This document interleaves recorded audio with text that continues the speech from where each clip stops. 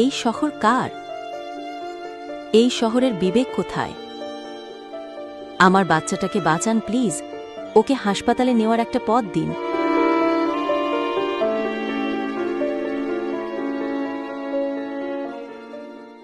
14ই মে ঢাকা শহরের বুকে শাহবাগ মোড়ে একজন বাবা এই কান্নায় স্তব্ধ হয়েছিল গোটা ঢাকা।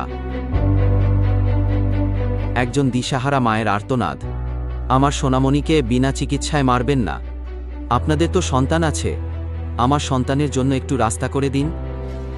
এই ভোগান্তিতে পড়তে হয় নগরীর বিভিন্ন হাসপাতালের রোগীদেরও। 3 ঘন্টা যাবৎ চিটাং রোড থেকে আসছি, 4 ঘন্টা চলতেছে আর কি, ভোগান্তি কোনো শেষ নেই।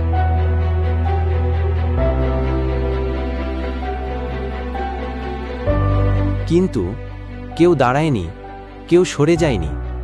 তাদের সন্তানের প্রাণটুকু বাঁচানোর আকুতি পৌঁছায়নি আন্দোলনকারীদের হৃদয়ে। নার্সিং শিক্ষার্থীদের দাবির সামনে সেদিন মানবতা হেরে গিয়েছিল।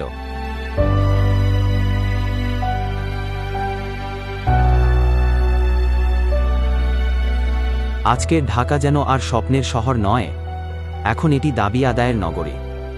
গ্যাসের দাবিতে মহাসড়ক বন্ধ, নার্সিং শিক্ষার্থীদের ডিগ্রি স্বীকৃতি, ছাত্রদের আবাসন সংকট, মেয়রের দায়িত্ব বুঝিয়ে দেওয়ার দাবি, সবকিছুতেই শহর অচল।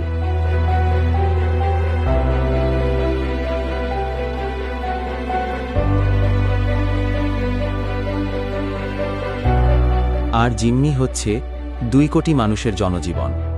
প্রতিদিন ছোট বড় আন্দোলনে আটকে পড়ে সাধারণ মানুষের জীবন।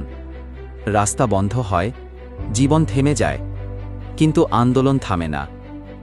এটা চরম ভোগান্তি এবং এই ধরনের আন্দোলনের কোনো মানে হয় না সাধারণ জনগণকে জিম্মি করে।